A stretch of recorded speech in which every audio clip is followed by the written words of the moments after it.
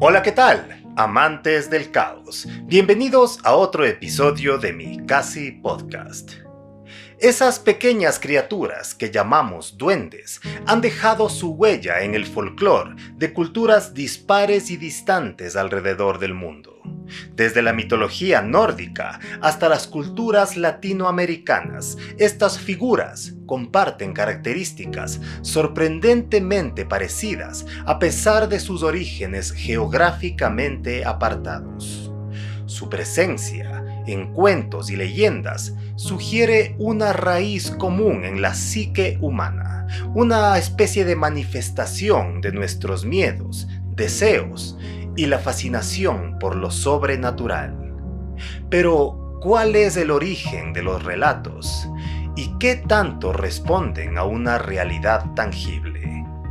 Acompáñenme a descubrir los secretos y las historias, tanto bellas como macabras, protagonizadas por estos seres, a los que llamamos duendes. Si les gusta mi contenido, recuerden que debajo de este video pueden encontrar en la descripción varias maneras en las cuales apoyarme a seguir haciendo videos. Y si quieren contarme una historia o sugerirme algún tema, no duden en escribir al mail que aparece en su pantalla. Como siempre, bienvenidos y disfruten el viaje.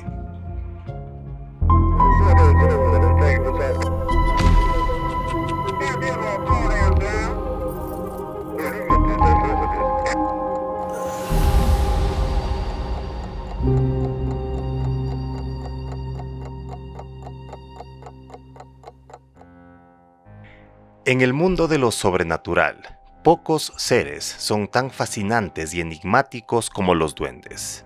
Desde sus cualidades, pasando por el misterio de su origen, hasta los relatos que aseguran existen realmente y aparecen ante los ojos de ciertos elegidos. Si algo hay de realidad, es que estos seres misteriosos han cautivado la imaginación de la humanidad durante siglos. Han sido parte del folclore y la mitología de diversas culturas alrededor del mundo.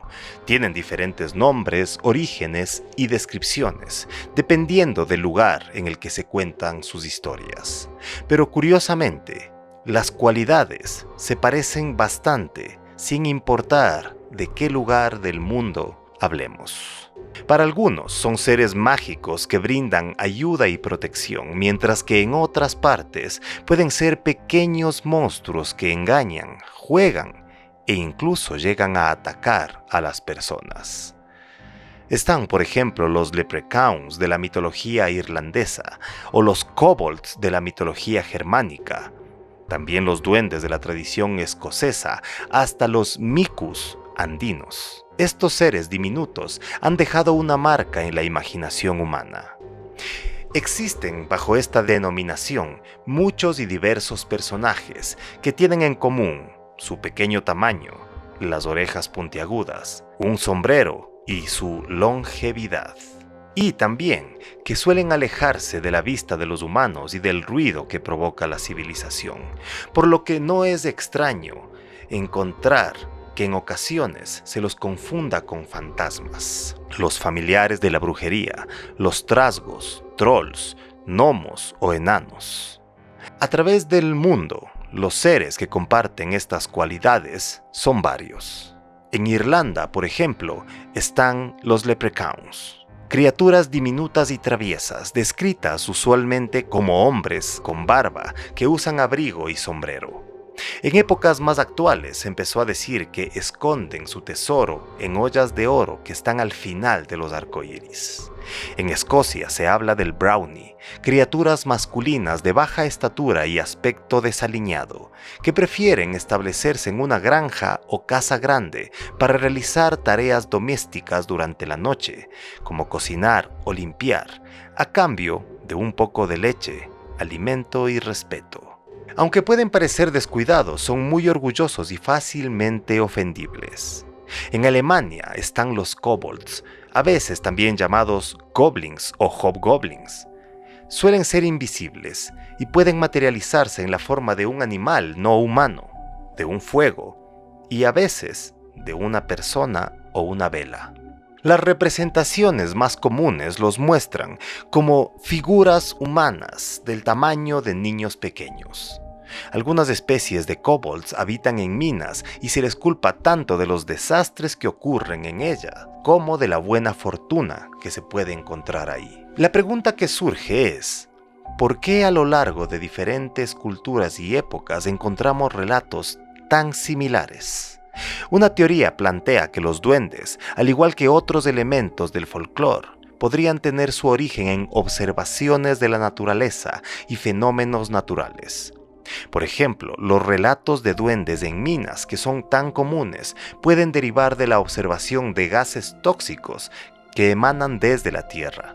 Otras teorías sugieren que los duendes podrían representar aspectos de la psique humana, impulsos traviesos o fuerzas naturales que están más allá de nuestro control. Además, la transmisión cultural a través de la migración, el comercio y el intercambio podrían haber difundido las historias de los duendes por todo el mundo, adaptándose a diferentes culturas y entornos. Sin embargo, los duendes siguen siendo una fuente de fascinación y misterio en la sociedad moderna, ya sean vistos como cuentos de hadas o como símbolos de fuerzas más profundas en el folclore humano.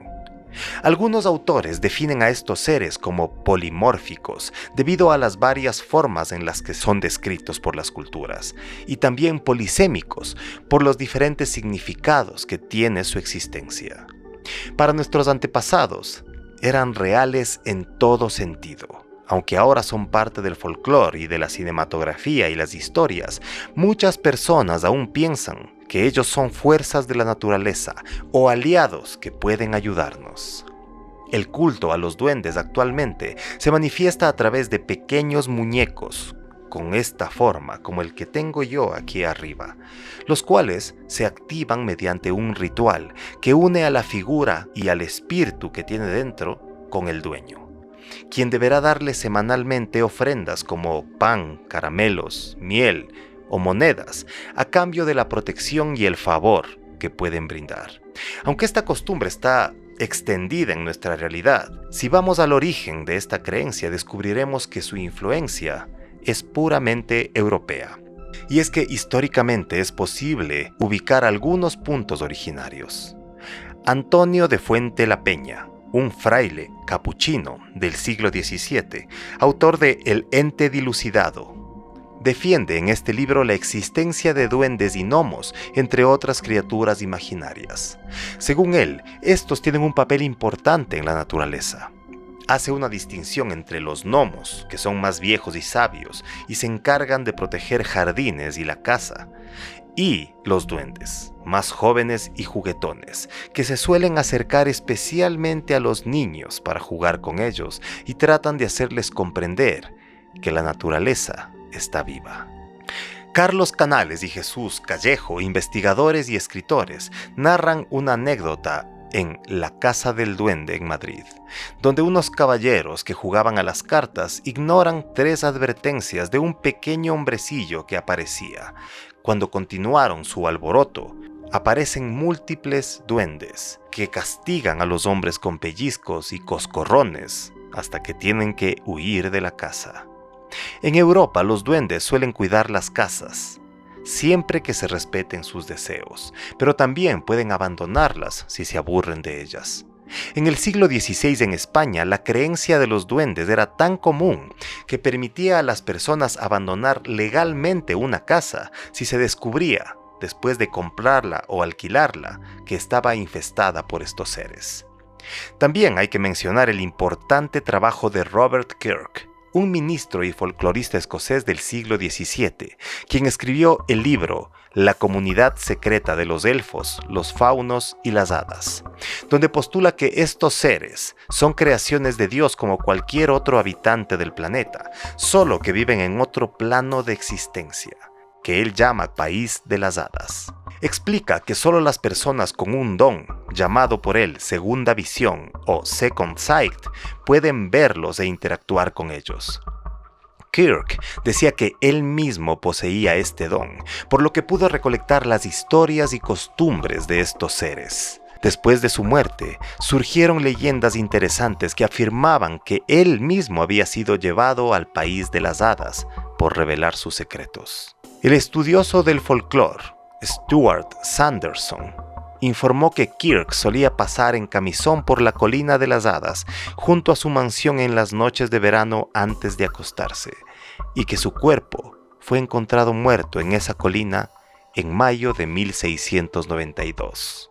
También hay que nombrar a Jules Michelet, historiador nacido en 1798, que tiene un libro que podría llamarse prohibido. Se trata de La historia del satanismo y la brujería, originalmente titulado La bruja. En esta obra, el autor hace un recuento reflexionando sobre el posible origen de estas creencias, y en uno de los primeros capítulos ubica el nacimiento de la magia en el desplazamiento que sufrieron los dioses y tradiciones antiguos por parte de la Iglesia Católica, que celosa agrupó a todas estas creencias, llamándolas paganismo. Para Michelet, aunque los antiguos dioses fueron olvidados y perseguidos por la Iglesia, sobrevivieron en las creencias populares, llegando incluso hasta hoy en día. Muchos de ellos fueron convertidos en geniecillos o seres que se encargaban de cuidar el hogar. Hay recuentos de costumbres antiquísimas en las que las mujeres de la casa acostumbraban a poner en un rincón de sus hogares un poco de leche u otro alimento para contentar a estos espíritus, que como en otras tradiciones, a veces movían cosas, las escondían o también arreglaban la casa cuando no eran vistos. Estas costumbres, rescatadas por las mujeres, se transformaron poco a poco en el germen de prácticas rituales emparentadas con seres elementales, derivando en corrientes de la brujería que llegan hasta el día de hoy. De hecho, se cree que el término duende proviene de la contracción de la frase dueño de casa o dueñ de casa. O también se puede decir que deriva del ser mitológico conocido como tomte, de la cultura sueca, generalmente descritos nuevamente como de baja estatura, con una larga barba blanca y con un gorro cónico de color gris, rojo o de otro color brillante, como el clásico gnomo de jardín. La verdad es que las mujeres tienen una especial conexión, al igual que los niños, con estos seres. A decir de Michelet, debido a que ellas eran quienes se quedaban en la casa mientras el hombre salía a realizar varias actividades. Si nos remontamos al pasado histórico, encontramos que hay varios orígenes de estos seres. Casi al mismo tiempo, en dos civilizaciones totalmente diferentes y alejadas, aparecen, por un lado, el Cóbalos, un duende de la mitología griega que era una criatura traviesa que disfrutaba engañando y asustando a los mortales. Se decía que eran acompañantes de Dionisio y tenían la habilidad de cambiar de forma, incluso asumiendo la apariencia de este dios. Según un mito, robaron a Heracles mientras dormía, pero él, cuando los captura, se divierte tanto por sus ocurrencias que les perdona la vida. Se creía que habitaban en Eubea o cerca de las Termópilas. Los padres utilizaban la historia de ellos para asustar a los niños y enseñarles a comportarse bien. Descripciones de los Cóbalos o Cóbaloi les presentan como enanos descarados, ladrones, divertidos, ociosos y astutos, con una naturaleza profundamente fálica. El término también se asocia con individuos pícaros y se creía que invocaban espíritus Cóbaloi, siendo representados con frecuencia en el arte griego antiguo. Se cree que la palabra griega Cóbalos podría ser la raíz de la palabra Koblin o Goblin, que se usa en varias culturas de Europa. Cóbalos también podría haberse convertido en Kobold, el duende alemán. Otro de los orígenes se encuentra en la interesante mitología vikinga, que a pesar de no haber sido registrada por escrito hasta el siglo XI, puede remontarse hasta el siglo I, es decir, justo en los albores de la civilización griega. Según los vikingos, gnomos y duendes son de la misma especie y habitan en bosques y tienen sus casas en los huecos de los árboles, sobre todo cerca de las raíces. Los duendes se distinguen de los gnomos porque estos son sabios, mientras que los duendes son tramposos y burlones. Para los nórdicos, estos seres son delgados y perezosos y pueden volverse invisibles y vivir cientos de años. Al morir, se secan como las hojas de los árboles. Los duendes para ellos son solitarios, mientras los gnomos viven en grupo. Ambos son los encargados de cuidar el arco iris, llevando consigo una olla repleta de oro, de donde sale la luz y los colores. Si tropiezas con ellos y son gnomos, puedes volverte rico en un instante, pero si son duendes, es posible que te roben todo lo que tienes. Por eso, siempre según los vikingos, se recomienda distinguirlos. Los gnomos son robustos y barbudos, mientras los duendes son delgados, orejones y lampiños. Según esta mitología, acostumbran también vivir en las cocinas y alacenas humanas, para poder robar comida con facilidad. Nuevamente, como verán, las tradiciones y leyendas se encuentran en puntos muy distantes de la historia y del planeta. Es difícil precisar si el origen está en la Grecia antigua o en los pueblos nórdicos, ya que los griegos adoptaron muchas de sus creencias de tradiciones más antiguas, mientras que los registros vikingos datan de los primeros contactos con la Iglesia Católica que influyeron fuertemente en cómo llegó esta tradición a nosotros. Pero más curioso aún resulta encontrar rastros de seres similares en lugares como Japón, donde existe el Sashiki Warashi, un tipo de fantasma que cuida las casas y a sus habitantes de cualquier peligro. Su traducción al español es niño de salón, y es que también tiene baja estatura. También se les llama a veces Sashiki Boko. Se dice que son yokai o espíritus que viven en salones o almacenes y que realizan bromas, y se cuenta que las personas que ven a uno de ellos tienen mucha suerte. En Latinoamérica, este mito ha cobrado su propia forma. En México, por ejemplo, se encuentra el aluche, igual de baja estatura. Los mayas creían en la existencia de personas miniatura que aparecían vestidos con los trajes típicos, y cuando decidían hacerse visibles, normalmente se los ubicaba en selvas, cuevas, bosques o campos, nuevamente muy emparentados con la naturaleza. Se les asigna poderes sobre la misma. Los mayas construían altares o casas en sus propiedades y se les llamaba Catal Aluche, la casa del aluche. Hacían esto para gozar de protección durante 7 años. Luego de este tiempo, debía cerrarse la casa del aluche porque su comportamiento cambiaba y podría llegar a ser agresivo.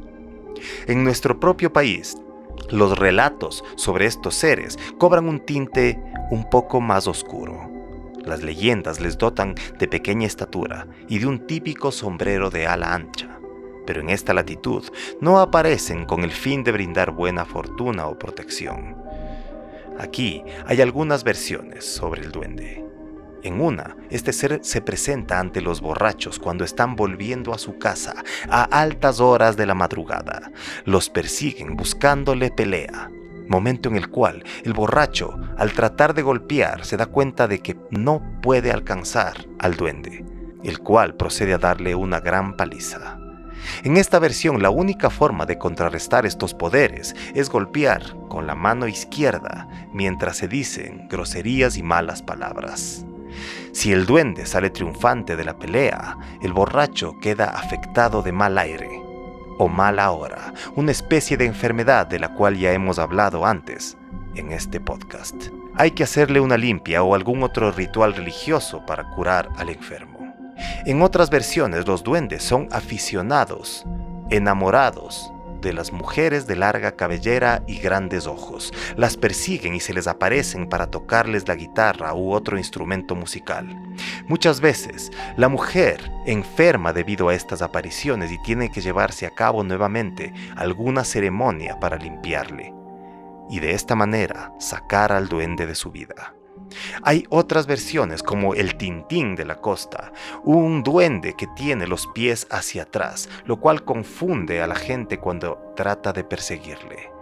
No faltan relatos relativamente actuales que relacionan la aparición de los duendes con las quebradas o los bosques, tal como ocurre con las tradiciones europeas. En nuestra cultura se puede también encontrar un origen histórico, ya que las culturas ancestrales andinas tienen su propio duende. Se llama Muki, un enano de menos de 1 metro de altura, musculoso y con un cuerpo desproporcionado y de andar extraño. Se dice que habita en las minas y su aspecto incluye una cabeza unida al cuerpo sin cuello, cabello rubio, barba blanca, piel pálida, ojos reflectantes y a veces cuernos. Esto data de la mitología inca. Y es muy interesante ver cómo, nuevamente, se vuelven a encontrar símiles entre culturas tan lejanas como la europea. Hay variedades regionales identificadas por tradiciones mineras específicas. Para algunos viste como un indígena, para otros como minero. Es interesante saber que en Bolivia se hacen altares en las minas para el tío. Nuevamente, una especie de demonio o duende que cuida a los mineros. Para las tradiciones andinas, estos demonios o criaturas diminutas residen en el Ucu-Pacha, el mundo de abajo de la mitología inca. Los mineros recurren a esta creencia para explicar todos los eventos extraordinarios que suceden en la mina.